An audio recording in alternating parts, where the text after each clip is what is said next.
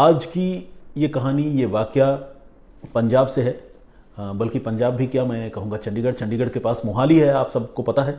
और मोहाली के पास में ही एक विलेज है, एक गांव है जिसका नाम है कंडाला। इस कंडाला गांव का एक शख्स जो पेशे से टैक्सी ड्राइवर है, टैक्सी चलाता है, वो 12 सितंबर को अचानक अपने काम के सिलसिले में वो बाहर गया था और बाहर से ही वो गायब हो गया।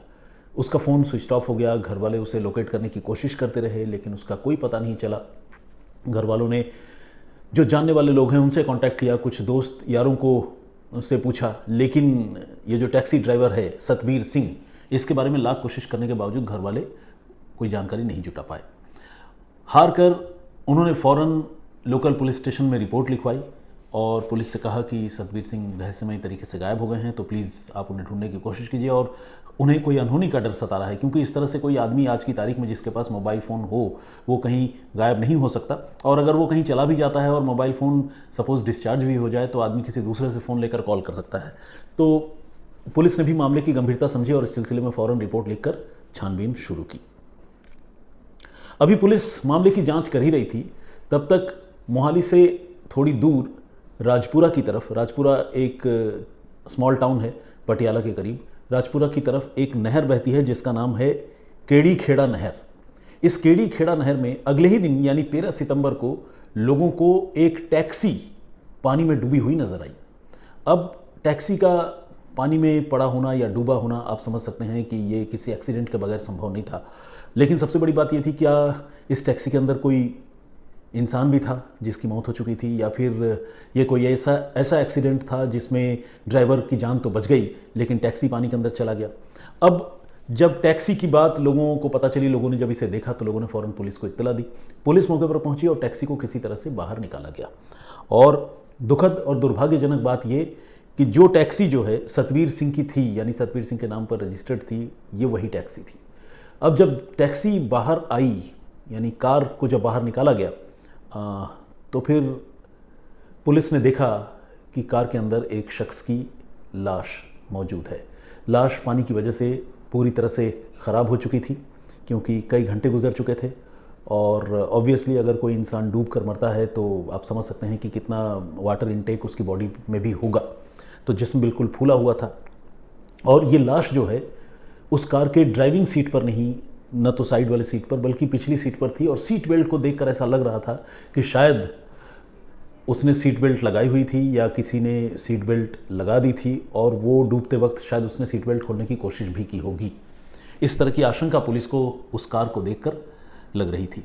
पुलिस ने कार रिकवर किया, डेड बॉडी रिकवर की और उसे पोस्टमार्टम के लिए भिजवाया। और साथ ही चूँकि मोहाली में एक FIR ऑलरेडी सतबीर सिंह, एक टैक्सी ड्राइवर की गुमशुदगी की दर्ज हुई थी, तो पुलिस ने सतबीर सिंह के परिवार वालों को इन्फॉर्म किया, उन्हें बुलाया कि आकर आप देखें कि कहीं ये आपका फैमिली मेम्बर तो नहीं है। सतबीर के घर वाले आए और वाकई ये सतबीर की ही लाश थी, तो वो देखकर बहुत दुखी हुए, रोने लगे। पुलिस ने अब इस सिलसिले में मर्डर का केस रजिस्टर किया और मामले की छानबीन शुरू की। जिन हालात में पानी के अंदर वो कार थी और उस कार के पिछली सीट पर जिस तरह से कार का ड्राइवर सतबीर सिंह था और सीट बेल्ट से उसे बांधा गया था, ये सारी चीज़ें देखकर पुलिस को ये मामला सीधा सीधा कत्ल का लग रहा था। अदरवाइज़ इस तरह की घटना होने की संभावना या आशंका बहुत ही कम है, क्योंकि अगर तो इंसान एक्सीडेंटली नहर में गिरे तो ऑब्वियसली अगर वो गाड़ी चला रहा होगा तो वो सामने की सीट पर होगा, अगर डूब भी जाए तो फंस जाए तो भी सामने की सीट पर बैठा मिलेगा। लेकिन उस कार में और कोई था नहीं, तो ये सारा कुछ देखकर लग रहा था कि शायद सतबीर की हत्या की गई है। पुलिस ने कत्ल का मामला दर्ज किया ही, पोस्टमार्टम के लिए लाश भी भिजवाई और साथ ही तफ्तीश चालू कर दी। इसी कड़ी में पुलिस ने सतबीर के जानने वालों से, उसके परिवार के लोगों से और तमाम लोगों से पूछताछ की और ये समझना चाहा कि सतबीर की किस किस से दोस्ती थी, किस किस से दुश्मनी थी। और इस कोशिश में पुलिस को एक बहुत अहम जानकारी मिली। पुलिस को ये पता चला कि सतबीर की मुलाकात उसी के घर के पास में रहने वाली एक महिला से थी। और ये सिर्फ मुलाकात नहीं बल्कि रिलेशनशिप थी। ये रिलेशनशिप जो है आप इसको इलिसिट रिलेशनशिप कह सकते हैं, क्योंकि वो जो महिला है वो ऑलरेडी मैरिड थी, शादीशुदा थी और उसके साथ सतबीर के रिलेशन थे। अब सवाल ये था कि कहीं ऐसा तो नहीं कि इस रिलेशन की वजह से ही सतबीर की जान ली गई, क्योंकि आमतौर पर ऐसा देखा गया है कि रुपए पैसों का चक्कर, किसी से बदला लेने की कोई ख्वाहिश और इलिसिट लव अफेयर, यही सारी चीज़ें जो है आमतौर पर कत्ल जैसी घटनाओं के पीछे की वजह बनती हैं। तो यहाँ पर सतवीर जो है उसका कत्ल हो चुका था और एक कहानी उसके जीवन से जुड़ी ये सामने आ रही थी कि उसका एक महिला से अफेयर था। अब पुलिस ने जब इस एंगल को एक्सप्लोर करना शुरू किया और ख़ासकर महिला और उसके परिवार वालों के बारे में जानकारी जुटानी शुरू की, तो पता चला कि महिला के घर में उसका पति भी मौजूद है और साथ ही उनका एक जवान बेटा भी है, भरा पूरा परिवार है, और इसके बावजूद वो महिला सतवीर के साथ रिलेशनशिप में थी। पुलिस ने अब उस घटना वाले दिन यानी 12 सितंबर को महिला के घर के जो मेंबर्स हैं उनके मोबाइल फ़ोन की लोकेशन पता की और ये देखने समझने की कोशिश की कि 12 सितंबर के दिन भर ये लोग कहाँ थे। तो जब पुलिस ने ये एक्सरसाइज कैरी किया, इस तरह से टेक्निकली मामले को इन्वेस्टिगेट किया, तो उनको इस तरह के सुराग या संकेत मिले कि महिला का पति और बेटा ये सारे लोग जो है वो राजपुरा की तरफ उसी कैडी खेड़ा नहर के आसपास मौजूद थे और ये अपने आप में एक बहुत बड़ा इशारा था। मोटिव तो खैर इलिसिट रिलेशन था ही। तो ऐसे में पुलिस ने बगैर देर किए हुए महिला के पति मेजर सिंह और महिला को भी हिरासत में लिया और साथ ही उनका जो बेटा है उसे भी हिरासत में लिया। हिरासत में लेने के साथ ही पूछताछ शुरू हुई और एक ऐसी कहानी सामने आई जिसे सुनकर पुलिस वाले भी भौंचक्के रह गए, हैरान रह गए। कहानी ये है कि सतवीर का उस महिला से रिलेशन तो था ही, लेकिन जब महिला के घर वालों को और ख़ासकर उसके पति को इस रिलेशनशिप के बारे में पता चला तो उसके पति ने अपनी बीवी पर पाबंदियां लगाने की शुरुआत कर दी। आप समझ सकते हैं, कोई भी हस्बैंड या कोई भी वाइफ अपने पार्टनर को किसी के साथ शेयर तो नहीं करना चाहेगा। तो जब महिला के पति ने पाबंदी लगाने की शुरुआत की तो महिला इस पर ऐतराज़ करती थी, विरोध करती थी, लेकिन उसके पति ने उसका मोबाइल फ़ोन भी जब्त कर लिया और एक तरह से अपनी बीवी को अपने ही घर में कैद कर लिया। उधर जो सतवीर था, जो इस इलिसिट रिलेशनशिप का दूसरा हिस्सा था, वो अपने सो कॉल्ड तथाकथित गर्लफ्रेंड से मिलने के लिए बेकरार हुआ जा रहा था और जब उसे पता चला कि उसके पति ने बहुत पाबंदियां लगा दी है, वो अब उस महिला से नहीं मिल सकता, तो वो फ्रस्ट्रेट हो गया। फ्रस्ट्रेशन में उसने अपनी गर्लफ्रेंड यानी जो वो महिला है उसके साथ क्लिक की गई एक तस्वीर जिसमें वो महिला जो है वो कॉम्प्रोमाइजिंग पोजीशन में थी, या आप ये कह सकते हैं कि प्राइवेट मोमेंट्स थे उसके, उस तरह की एक तस्वीर उस महिला की उसके पति मेजर सिंह को सतवीर ने भेज दी। और इस तस्वीर को भेजने के साथ ही उसने मेजर सिंह को धमकी दी कि अगर उसने अपनी बीवी को रिलीज़ नहीं किया, उससे मिलने जुलने की छूट नहीं दी, तो आने वाले दिनों में उसके पास जो और ख़तरनाक और उलझन पैदा करने वाली तस्वीरें उसकी बीवी की हैं, वो सारी तस्वीरें वो सोशल मीडिया पर सार्वजनिक कर देगा, डाल देगा और उसको और उसके पूरे परिवार को बदनाम कर देगा। ये बात सुनकर महिला का पति जो है वो बहुत परेशान हो गया। अब वो ऑलरेडी सतवीर पर नाराज़ था क्योंकि सतवीर का अफेयर जो है उसकी बीवी के साथ चल रहा था, ऊपर से जिससे अफेयर चल रहा था वो आदमी अब डरा धमका रहा था। अभी मेजर इस इशू को रिजॉल्व करने और इस मामले का हल ढूंढने की कोशिश ही कर रहा था। तब तक सतवीर ने जो है एक कदम और आगे बढ़कर मेजर सिंह नाम के उस आदमी को डराने की कोशिश की। उसने एक वीडियो जो है मेजर सिंह को भेजा। इस वीडियो में भी उसकी बीवी सतवीर के साथ कॉम्प्रोमाइजिंग पोजीशन में नज़र आ रही थी और उसने कहा कि अगर ये वीडियो वो चाहता है कि सोशल मीडिया पर वायरल ना हो, लोगों को ना पता चले, तो वो 10 लाख रुपए उसे दे, तभी वो उसकी बीवी का पीछा भी छोड़ेगा और ये वीडियो जो है वो डिलीट कर देगा या फिर उसके हवाले कर देगा। ये बात सुनकर मेजर सिंह जो है वो आग बबूला हो गया, वो बहुत ज़्यादा गुस्सा हो गया और उसने फिर उसी वक्त ये तय किया कि अब वो सतवीर को ज़िंदा नहीं छोड़ेगा।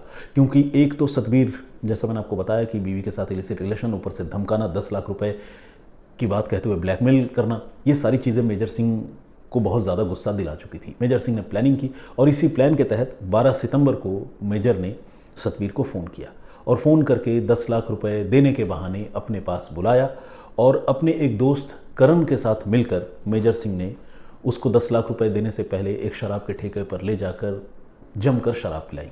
बेसिकली रुपए पैसे देने थे नहीं, कत्ल करने का ही मकसद था। और ऐसा अक्सर या बेहिसाब मौक़ों पर देखा गया है कि जो कातिल होते हैं वो शराब पिलाने के बहाने लोगों को बुलाते हैं और ख़ासकर वैसे लोगों को बुलाते हैं जो शराब के लती होते हैं और वो इस जाल में फंस जाते हैं। तो सतवीर भी शराब पीने का आदी था, उसे बुलाया और एक ठेके पर ले जाकर उसे जमकर शराब पिलाई।